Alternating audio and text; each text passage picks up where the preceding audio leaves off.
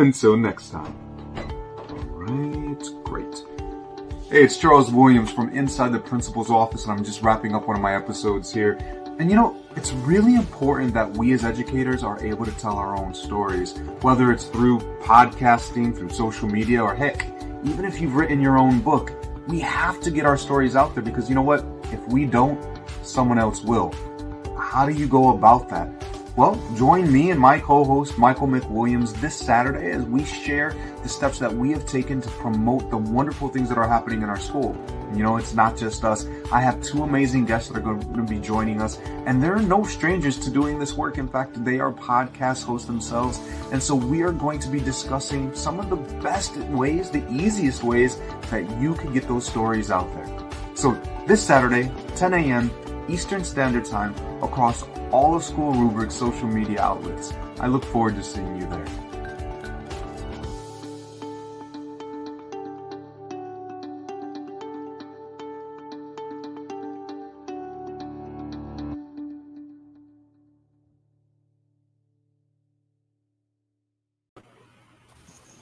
Hello and welcome to another episode of Inside the Principal's Office. I just want to say, first of all, to everybody watching, either good morning, good afternoon, good evening, whatever time it is, wherever you are, or whatever time you happen to be watching the recording, we appreciate you being here. We appreciate you joining us for another episode.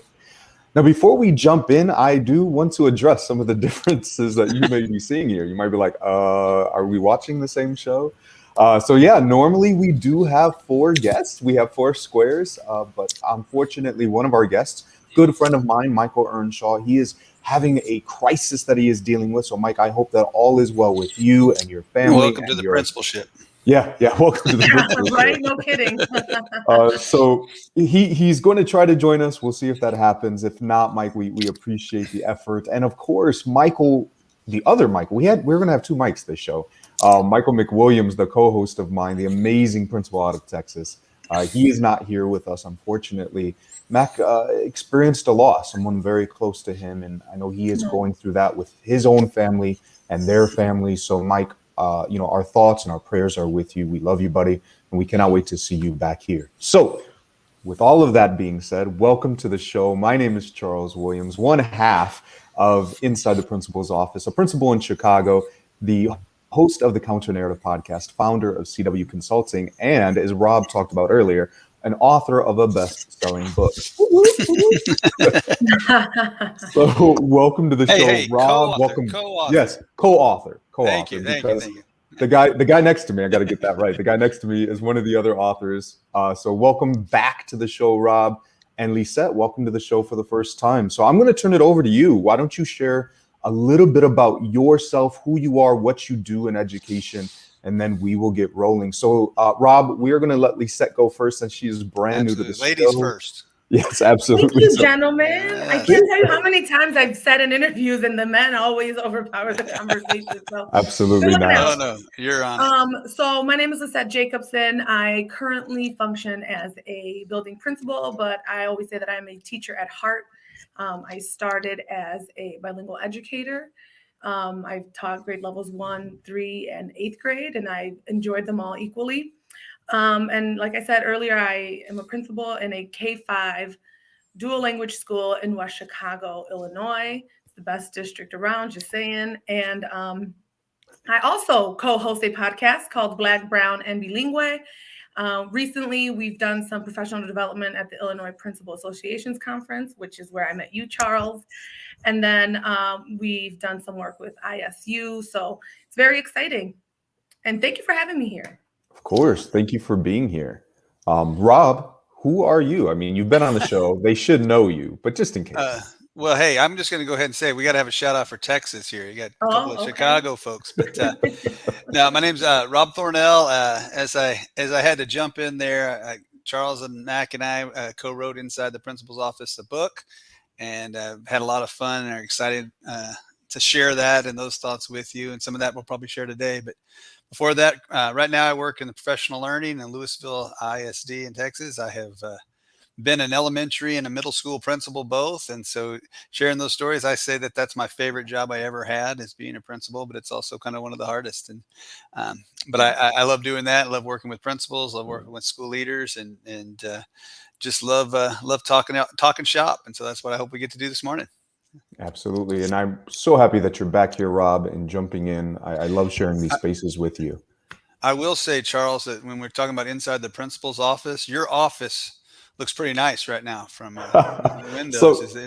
You're not at school, I guess. I was gonna say, where are you? No, so I'm joking, right? Like we've talked about my normal setting is my like basement office space, but this looks like one of those fake setups. It is not. This is my daughter's apartment. So I have a daughter that lives on Michigan Avenue.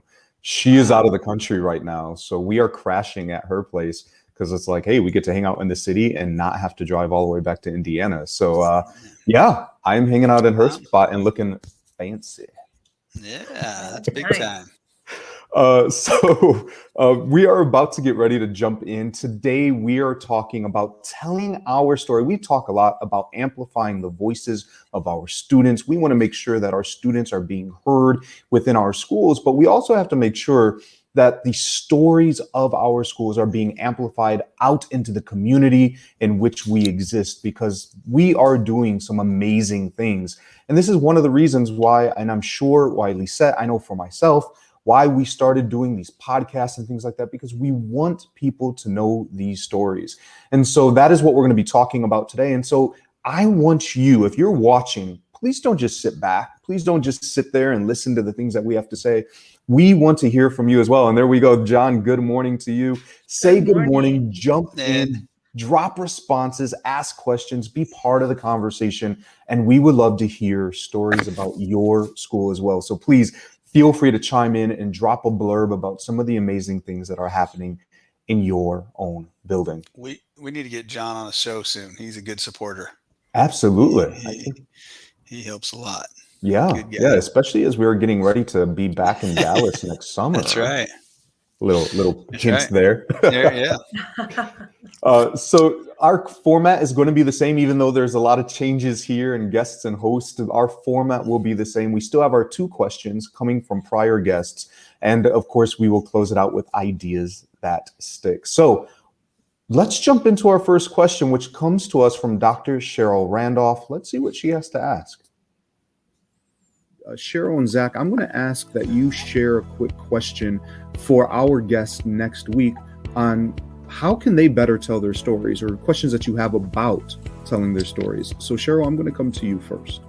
Well, I think in this tech age, the question probably is, what are the best ways or the best platforms do I utilize in order to tell my story, and that to ensure that it reaches everybody, all of my clients, all of my partners? So what's the best tool or the best platforms to utilize to tell my wonderful story? Because we all have wonderful stories. So how to tell that wonderful story. No sad story. No but sad a good story. Wow. So an amazing question, right? We have so many platforms out there, so many ways to tell our stories. So I'm curious to hear from you. What are some of the platforms that you use? And I think the key here is that it reaches everybody. So Lissette, I'm going to kick it off to you first, and then Rob, if you don't mind jumping in. Sure. I think this is an excellent question, and I would say that it is largely context specific, my bad. So it really depends on your district, your school community. And while it seems like everyone is on Facebook or Twitter, what we've realized when we try to roll out our communication plan is that, at least in West Chicago, not everyone is on Twitter or Facebook. Mm-hmm. And so for us, we really rely on a combination of social media, but also just old school word of mouth, right? Seizing upon every opportunity when a parent comes in to share, even if it's just a little tidbit. They may come in for something completely unrelated, but we invite them to an upcoming event, or I always try to be very intentional about if I need parent support with a certain initiative, to touch base with them. And that actually has proven to be even still more effective than just relying on social media.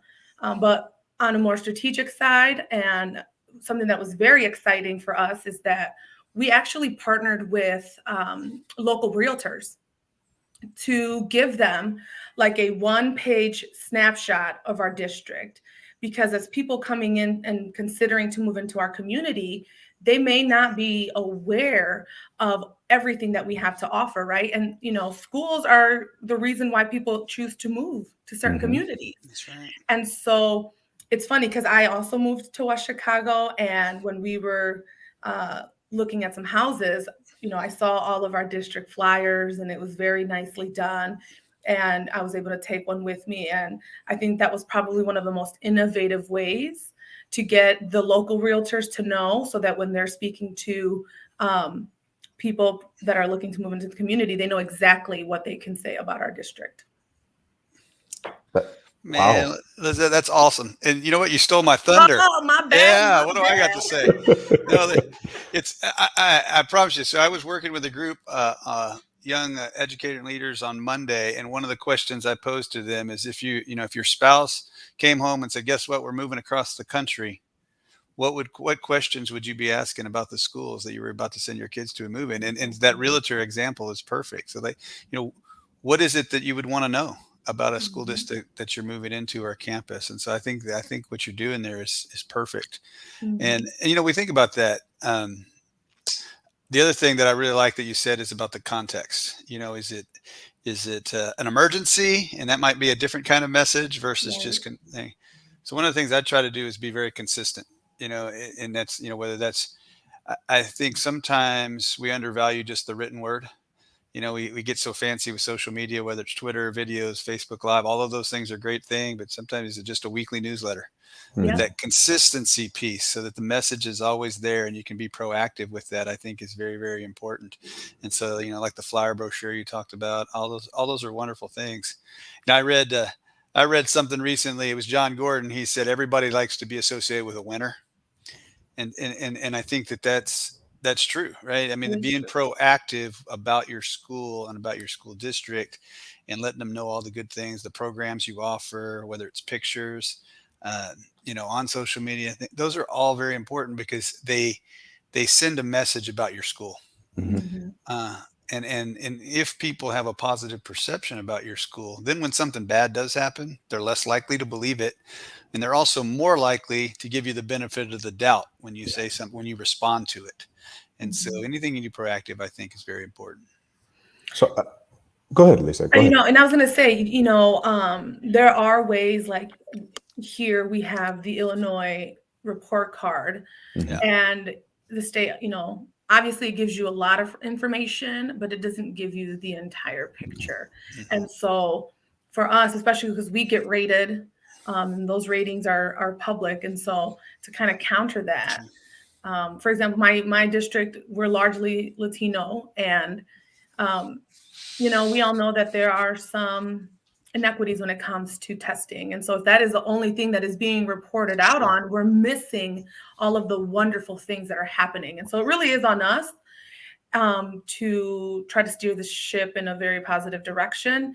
And I'm blessed to have, such an innovative team who came up with this idea of let's talk to local realtors and let's put the brochure out there. I used to challenge my staff and then other principals too, to just ask the question of, how do you know kids are learning at your school without using test scores? And how would you answer that question? And could you share that with I love that. The community? I'm going to share that. That's a good. It's because it forces you to answer that question, right? If you reflectively think about it. So what would I say? And so that's a good, a good way to look at it. I love the different platforms that you guys are talking about, Lisa. I love the realtor idea. That was something I've never even considered. But yeah, like to boost that. But I think there's also there's a lot of power in what you were talking about. In many of our cultures, there's a strong tradition of oral storytelling. Yes. And so, these platforms are great. And so we utilize in our school, right? We have the Twitter, we have Instagram, we have a YouTube page where I do announcements every week and send messages out to my families. So we have all of these different platforms, but I also know it's super critical that whenever we have our community meetings, that I am at those meetings and I'm talking about all of the things that are happening in our school, because for many of our community members, our stakeholders, that is where they get their information, sitting in those town halls, sitting in those community meetings. And so you're absolutely right. We have to make sure that we're utilizing, and when we say platform, it doesn't mean a digital platform. It doesn't mean that, there's multiple ways that we need to be able to get out there and connect. And I think, Charles, going along that line, I think it's important, again, I go back to a simple sales strategy or marketing strategy but what's your elevator speech about your school? If you're in a grocery store, or, at the soccer game or just anywhere, can you, and really just as important, your staff, what are the talking points that are, 60 seconds worth of, hey, this is what's great about our school, and I think investing the time to practice that and talk about it and having a consistent message with your staff, whether it's at a faculty meeting or whatever, but just think about what's our elevator speech, right? What would we say is great about our school? Yeah, and to go off of that, another area where in my previous district, churches played a very big role in the community. And so if we wanted to get a message out, I remember having a family liaison who was very active in the local church, and she would often, during announcements, share upcoming things that are happening in the school district. And that was super helpful to increase engagement. That's wonderful. Another thing I thought of that I was always, two of the campuses I was a principal of, we were pretty transient, lots of new families. And so I think another challenge is when somebody's new to your school, how do they get involved? Sharing that, is it through the PTA? Is it through school? What the kids, how do they join clubs? And so, one of the things that we started doing was once a semester, we would host a new family potluck, and invite the new families in. So how do you connect new? And I was reminded of that, Lissette, because churches are good at that, right? Churches are good at trying to connect new people, and I think that can be hard for families. How do I get involved? And so that's part of the messaging that I would try to share. Rob, I love the fact that you talked, and I think this is key, as we get ready to move on to this next portion of, yes, it's important that we are communicating our school story, but are we all saying similar things? So then that way that message is being put out into the community. I know I just had a family join our school, and I'll be honest, she was looking into some of the things that were online from before, and she said, I read some really negative reviews. And she said, over on Google, it was fine, but in these other spaces, and I said, we're working really hard to change that story about who we are. And just as I was sharing that, just so happened one of my former students was walking by. And so I stopped him. I said, hey, look, can you do me a favor? Can you tell her what we're about?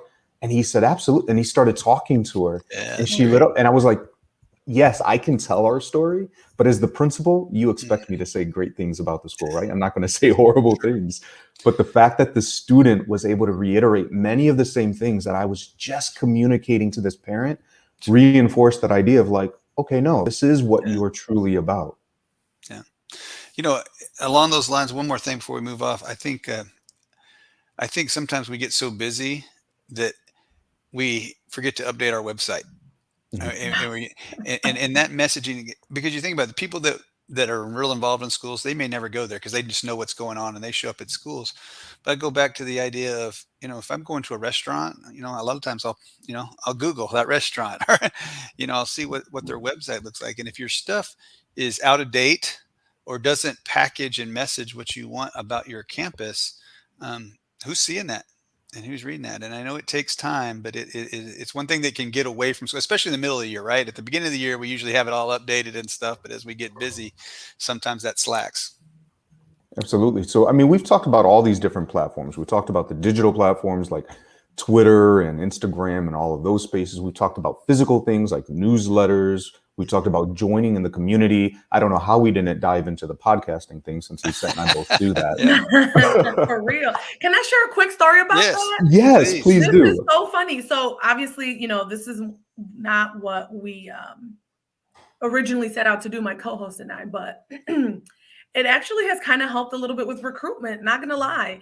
There were some candidates that were interviewing in another building, and my principal colleague called me and she's like, so I interviewed a candidate and she couldn't stop talking about your podcast.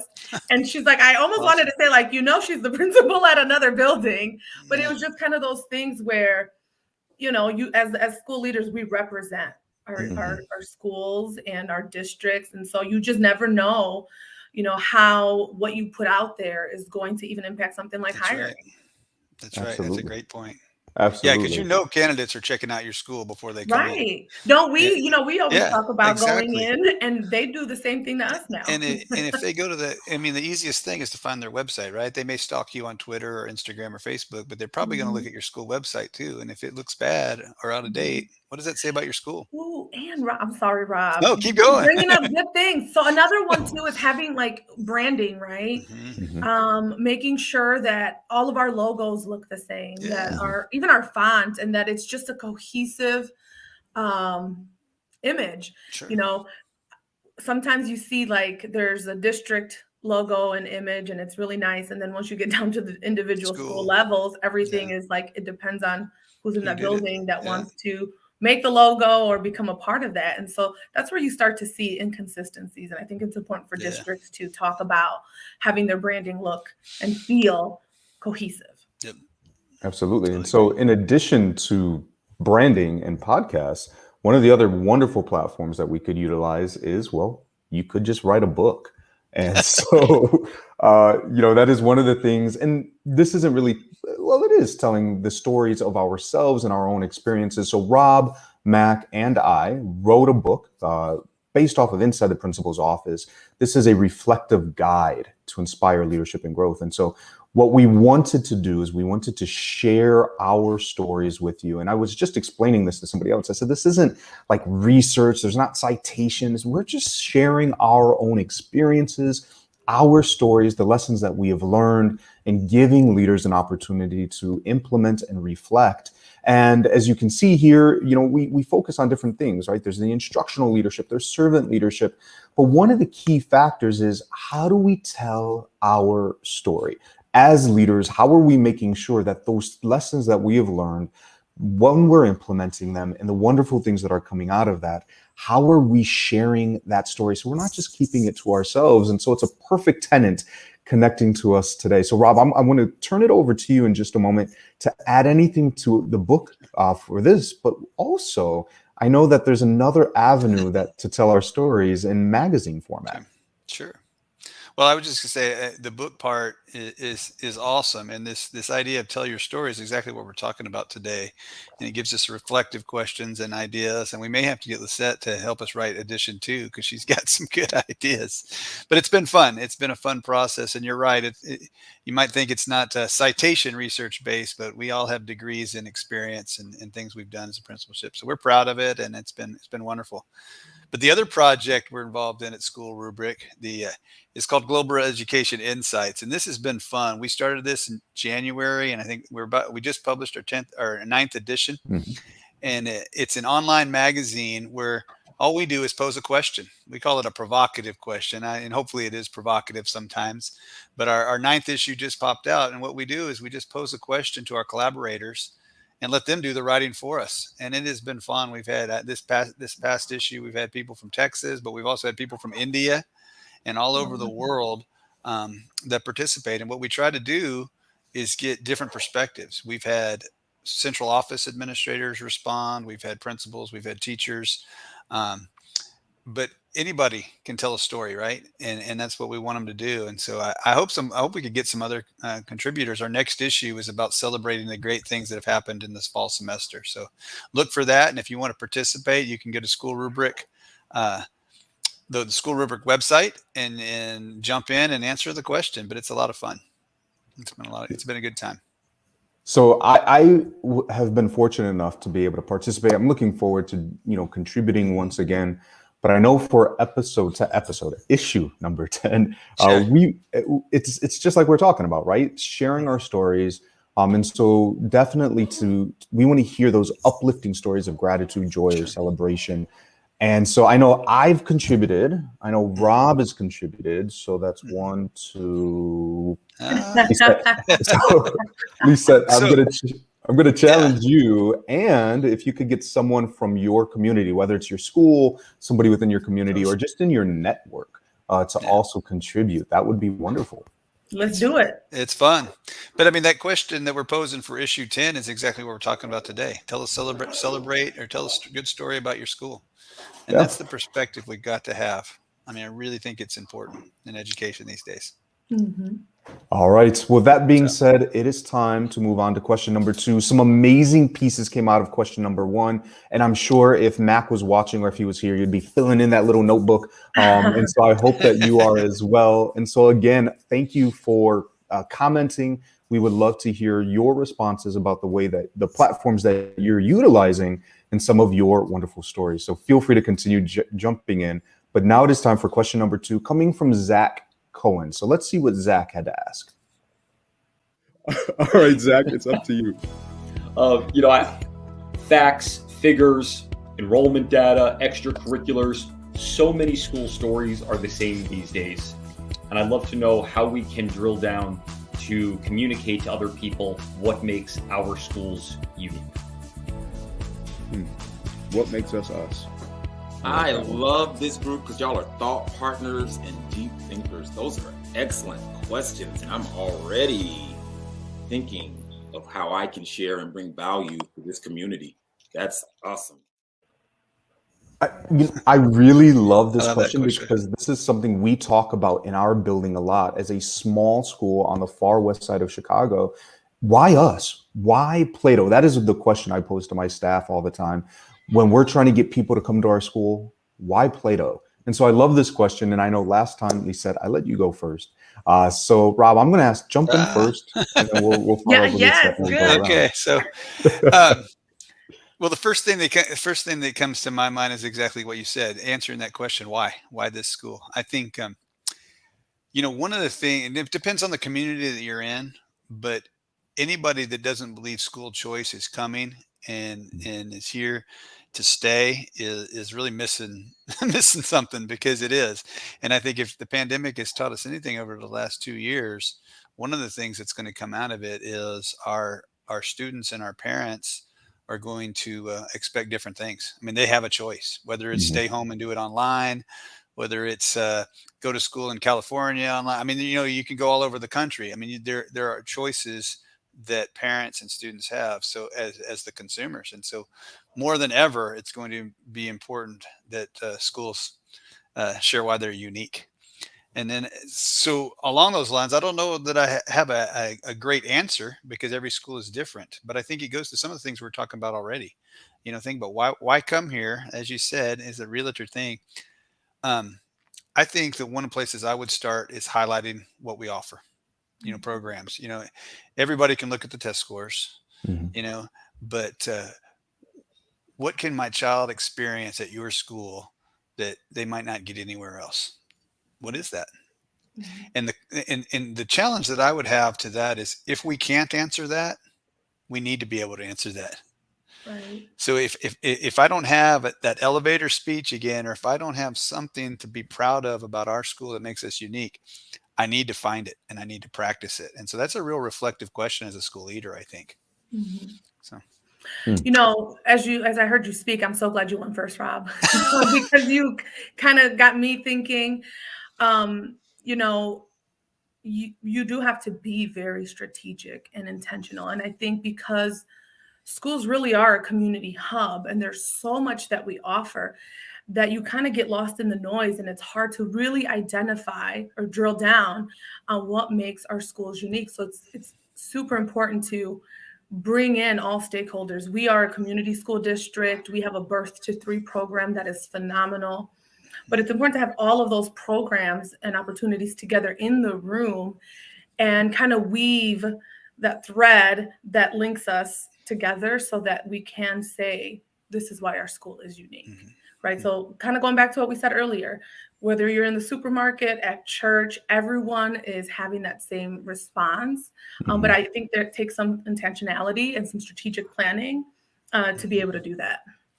And I would go so far as to say, whatever your regular faculty meeting schedule is or anything like that, I think we go back to the importance of, does everybody have the same message and packaging? Lissette brought up branding earlier. You can't say all these wonderful things as the school leader and be getting undercut either intentionally or unintentionally, because it happens both ways. Mhm. Oh, well, we don't really do that. Or, the STEM club after school really is really not that great, or, you can't Oh, have and that. staff will call you out on that. Yeah, quick. they will. Yeah, really quick. And so, even if it's the first 5 or 10 minutes of a faculty meeting, what's going on really well and how would we brag about that? And just package that so that everybody knows. I think that's a key piece. Does everybody answer that uniqueness in the same way? Yeah, and it's so hard for people to be able to do that. I remember asking what are some celebrations, and sometimes it took people a little bit. It is. You got to get it to rolling. Get out and say oh, well, this is a celebration. Sure. I love the fact that I get to talk about my school in this space. And, it's crossed my mind a few times because I know my staff members have popped up in this space. And it's I can't just go out there and say these wonderful things about our school that aren't real, because they're going to be like, wait, why are you saying that? Right. But go ahead. No, I was going to say, Charles, when you grabbed that student and was walking past to talk to that parent, I think student voice is a huge underutilized thing when we package our schools. I mean, what is it? What you could have a couple of students right here on this platform or whatever, sharing the message of your school. And I think that's important. And Rob, that's exactly what I was about to say, is that I think it's important for us to be able to, sometimes, like Lissette just said, it's difficult for us to identify what are those things that are special about our school, because we're so close, we're so involved all the time. Yes. I think it's important that we take a step back and we even ask the people in our schools, why are you here? Why do you stay? Because there's so many, as Rob, you said, there's so many schools around, there's so many schools of choice around. Why are you coming here? And so I know for us, and we're trying to figure out how do we package this and get it out into the community. But a lot of times what they say is we come to your school because we feel safe. We come to your school because we know that my kids are going to be loved and they're going to be taken care of. We don't have a gym, right? We don't have some of these, we don't have the label of a magnet school or a STEM program. We don't have any of those things that draws people into some of the other schools. But our parents tell us, and which is really starting to go out into the community, we know that you love your students. We know that you care about your students. We know that our students are going to be safe. And in some communities, well, it should be in most communities, right? All communities, that's huge. Yeah. And so that is what we stand on. We are very proud of who we are and the family that we have built.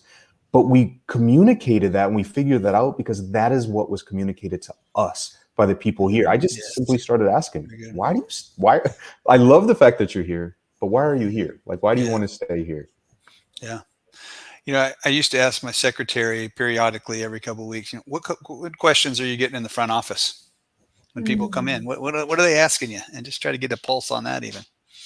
So I love this, right? We're talking about identifying those things that make us unique and utilizing those different platforms in order to share them out. And so I'm going to challenge you, and I'm going to say it now because I know how I am. I'm going to forget. And after the show, I'm like, ah! So I'm going to challenge you. If you are watching, if you're listening to this, we want to hear your elevator pitch. Go back to your school community, talk about it with your community, but I want you to share it out, whatever platform you use, whether it's the Twitter, Instagram, whatever it may be, share it out and tag us in it because we want to hear your school story. And we want to help to amplify that and boost it out to the community. So please make sure that you do that. And before I forget. And we'll help you out because we'll retweet it. Absolutely. Absolutely. We will help you tell your story. That's right. That's awesome. All right. So we are getting to one of my favorite parts because it's not just talking about, well, these are ideas that we have. These are theories that we have. We want you to walk away with something concrete. And we've been talking a lot about telling our own stories. And so for today's ideas that stick, that's exactly what we're going to do. We're going to share a story of our own that we think is worth sharing, that's worth telling. And so we've told you a lot. Tell your story, tell your story, tell your story. And so now we're going to do the same. And so I'm going to kick things off here. So we just did a data dive this past Thursday. So, Thursday was supposed to be Veterans Day. We were going to have the day off. And then Friday was going to be a working day. And my staff said, Charles, can we just work on Thursday so we have a 3-day weekend? And I said, sure, why not? And so we dove in on Thursday. We did a data dive and we did a benchmark check-in. And, I sat down, we were looking at scores, we put it all together. And as we talked about it, something we noticed, right, all year long over the past 18 months, everybody has been talking about learning loss, everything that students have lost. And I told our staff, kids don't lose learning. Learning gets paused, instructions gets paused, but learning isn't lost. And so it's going to take us a little bit of time to get back into the swing of things. But I guarantee you that if we go back and do many of the same things that we were doing before, we're going to see some tremendous results. And I was assuming by winter, maybe spring, it didn't even take that long. So as we dove into our data, we saw some tremendous jumps in students progressing. And they were like, wait, is this happening? And I'm like, yeah, guys, like look at the amazing work. And I think it was a testament, because I don't know about you, but as educators, we're tired, we're exhausted. And so to see that, to say, oh, wait a minute, like it's working. The things that we're doing are working. And so that is the story for us, that we're closing that gap. There's no such thing as learning loss. We are jumping right back in. And I think it's a testament to, we've built our structure at the beginning of every day. We have a dedicated SEL time because we know that's important. And again, we're making sure that our students feel connected and loved and supported. And I do the very same thing with my staff. And at the end of the day, we have a dedicated time to say, how are we going to address some of those skills that didn't get addressed over the last 18 months so we can close those gaps without interrupting your core instruction? And so that is how we're approaching it. And it is definitely paying off. And so that is the story we want to share, that we are closing those gaps, that there is no such thing as learning loss, at least here at Plato. And I'm sure that are similar stories all across. So I am going to, that's my story. So I'm going to pass it over to Lissette. Lissette, I would love to hear, what is the story that you have to share? Oh, snap. I was kind of hoping you'd go with Rob again. I'm going to go back to, I have a phenomenal staff. We talk about, why are you here? Why am I at the school that I'm at? And it's really because obviously the kids are phenomenal, but I also love and appreciate the staff, because first and foremost, we prioritize those relationships. And, we talk a lot about chronic absenteeism and how our kids come into school. And so for us, it's all about creating that warm and inviting school environment, because we can't even get to close that gap if they're not even in school. Right. So I guess one of the things is just making sure that when kids walk to school, we always try to have like a lively entrance. And if you follow me on Twitter, this is a shameless plug, full disclosure, you can see a little bit of what that looks like, right? And it seems basic and very foundational, but isn't that what it's all about? Like, how do we get our kids excited to be at school? And we totally missed that through the pandemic. I did have teachers who were really creative and, would dance virtually, but to be back in person, cheering them on, literally. I've got this cutie pie on Twitter who was dancing, and Tracy Butler from ABC News retweeted us, and she's always showing love. So that's probably my feel good story. Don't lose sight of some of those foundational things, and how are you getting that story out there? And that goes right along with using the Twitter. Right? Yep. Sure, the Twitter. Using the Twitter, and we got the Twitter. And that's just us sharing our story. That's good. Oh, Rob, what is your story? Man, well, I thought of a couple that as you guys were talking, I think a lot of it has to go with being proactive. My story is tell your story before someone else does. But I have two things that I would like to throw out. One is, our district was real fortunate this past week. One of our high schools, the marching band, won the 6A, the largest classification here in Texas. They won the state championship, right? And it's really exciting. But the reason I tell that story is obviously people know about it. It was on Twitter, it was all over that. But I got a very long email from a teacher that happens to be a parent of one of the students in the band. And honestly, the email was because she was going to miss a training because she was there. But she went into this long thing about how hard the kids had worked and everything that they had done leading up to it. And it made me kind of think and reflect. People don't always know that side of it. unless you're really involved. You don't know the backstory behind the celebrations. That's true. And so I thought that was kind of a cool thing. How could we, because there were some kids that didn't win, but they still worked just as hard probably, some of the other schools. And so how do we tell that part of the story? I thought that was cool. But, earlier we were talking about how our schools mean more than just test scores. And I think I would leave it with this, is that if we really believe that, then when the test scores come, that's not our biggest celebration. It is a celebration if we got student achievement. But I think when you're telling your story, when you celebrate things, you need to be intentional, because what you celebrate is what you put value in. And so what you communicate to your community, to your staff and everything, are those things that you're celebrating. And so if you say on one hand, hey, we're not all about this, we're about all this other stuff, but you only celebrate the this and not the other stuff, you kind of have to watch your messaging and your packaging with that. Absolutely. So I think that's a piece of it. And then, to tell your story before someone happens, I just said, everybody wants to be associated with winners. So tell your story like you're a winner all the time. I love that. That's a great one.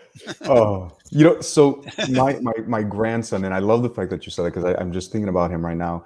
We play these games, and if he does it, he puts his little controller down and he starts dancing around, and he's like, I'm a winner. I'm a winner. And it's like, yes, you are, buddy. Sure. Yes, you are. And so absolutely, we are all winners, and we want to be associated with it. Yeah. And if I could, one of the things that I would just throw out there, especially if we have aspiring administrators or young leaders, I think this is a place where we don't get to practice enough. Like you get put in the principalship role, and all of a sudden you're the voice of a school. And if you haven't practiced that, I like to give the example, that first introductory letter, right? When you got your job, you probably wrote a letter to your community and introducing yourself, telling you what you're about. When was the last time you practiced that? Yeah. And so that way it's not like, hey, how are you? I am fine. Yeah.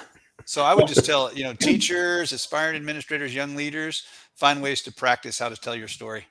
Yes, this could be a whole nother episode, so I won't keep going, but I cannot agree with you more.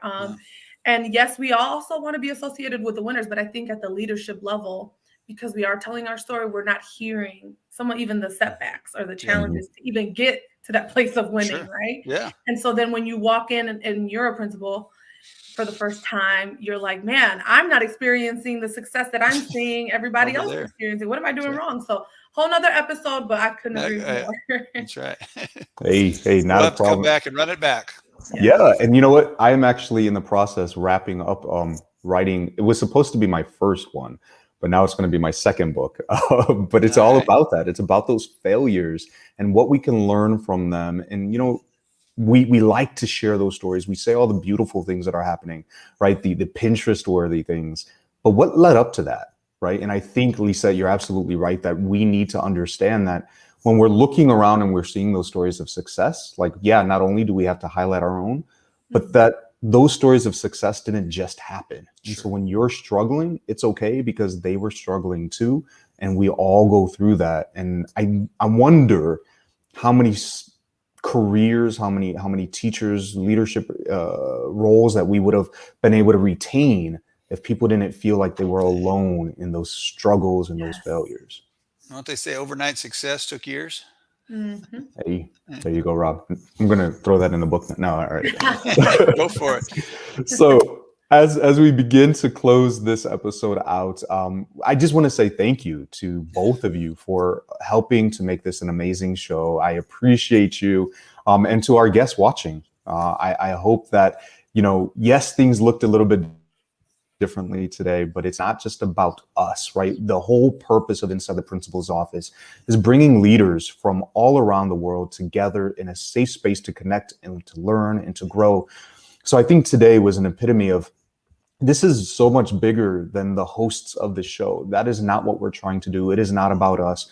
And so even though things look differently today, I hope that you are still able to take something away from today's episode, because that is what we're trying to do. And so with that being said, please make sure that you join us. I don't know if we have this slide ready to go, Wallace, but I'm going to throw that out there. Make sure that you join us on Facebook. We have a group. Please make sure that, there it is. Make sure that you join us, because this conversation doesn't just happen in the space We want to continue learning and growing and connecting. And that's a great space to drop those school stories, those elevator pitches that we talked about earlier. So we do have one more episode coming up. It's in December, December 11th. That will be our final episode of 2021. And so before we start to close everything out, just as we've been doing for our last several episodes, Rob and Lissette, I'm going to ask you, what question would you like to pose to our guests for next time? And we're going to be focusing on reflecting on 2021. It's been a long year coming back. It's been a long first half of the year, and what we're planning to do as we get ready to move into 2022. So I'm going to ask that each of you drop a question for our guests coming up. So Rob, I'm going to come to you first, and then Lissette, I'll come to you. Give you some think time there, Lissette. It's on reflection, huh? Yes. Well, that's good. I think as educational leaders, we all know how important reflection is. And what I would challenge our guest to share is, what is the way that you go about intentionally reflecting on your practice and your craft? You know, and who do you share it with? I think those are two important pieces. One is how do you stop, catch your breath, and reflect? But then, who do you share it with, and how? I like that, Rob. We have to be in the practice of reflection. And I mean, it would be wonderful if they had a book to help them with that. But Oh, it would. That would be nice. Lissette, what about you? Ooh, this is kind of tough. You know, we always hear, or we've been hearing a lot about self-care, teacher burnout. I personally, maybe this is selfishly, want to hear how leaders are thinking about how you're going to carry your staff through the rest of the year when everyone is just so extremely tired, and we're not, self-care just is kind of empty if we're not putting any action behind that, right? So what intentional things are you doing to make sure that you're addressing teacher burnout and carrying through the rest of the year? I like that. That is, yeah, because we got a long way to go. It's still long, and it's actually the longest part of the year, right? Yeah. Usually, we don't have any more breaks coming up. So how are we going to make sure that our teachers are all right? You know, Charles, just as one quick side note, and I'm sorry I'm out of order here, but Hey, a quote that I used in a presentation this week was from John Dewey, and it said, "We don't learn from experience, we learn from reflecting on that experience." And the learning takes place with that reflection. So I think that's something, as educators, we're so busy, we don't always pause. And I think it's important we do that. All right. Hey, shout out to Cassandra. That's one of my teachers. All right. Look at that. Yes. Oh, girl. Well, thank you for joining us, Cassandra. And thank you for everybody who tuned in today. We definitely appreciate you being here. I hope that you have a wonderful holiday, Thanksgiving, if that is something that you celebrate. I know that we are going to have a special announcement for our book winner from October, from the Principal Appreciation. And so just a way to say thank you to all of you as leaders. We're going to make that announcement right before Thanksgiving. Rob, Lissette, I cannot thank you enough for joining me today, and just making this morning a wonderful experience. I know that we had multiple hiccups, and Wallace and I were texting last night, like, do we still do this? Do we not do this? And I'm so happy that we moved forward and continued with the show, because I know that I've grown to be able to connect with you. Thank you so much for the opportunity. I hope we continue to work together down the road. Yes, absolutely. Thank you very much. It was fun. And for those of you watching, don't forget, you can buy a purchase. I know we talked about this all the time, and it's okay to plug yourself. So never apologize for it. So don't forget that you could still pick up a copy of our book, Inside the Principal's Office. You can find it on Amazon, or you could connect through the links that we share with you. We hope that you're able to pick one up, and we would love to connect more with you about that book as we move forward. So with all of that being said, I want to say thank you again to everyone, and have a wonderful holiday, and we will see you December 11th for our final episode of 2021. Take care, everyone. Bye. Bye-bye. Take care. Thank you for watching School Rubric on YouTube. Make sure that you like, follow, and subscribe in order to stay looped in on all of our diverse collection of shows, interviews, panels, tutorials, and more from educators around the globe. And visit us at SchoolRubric.com for even more great content, such as our online articles, Interact magazine, featured podcasts, and more. Thank you.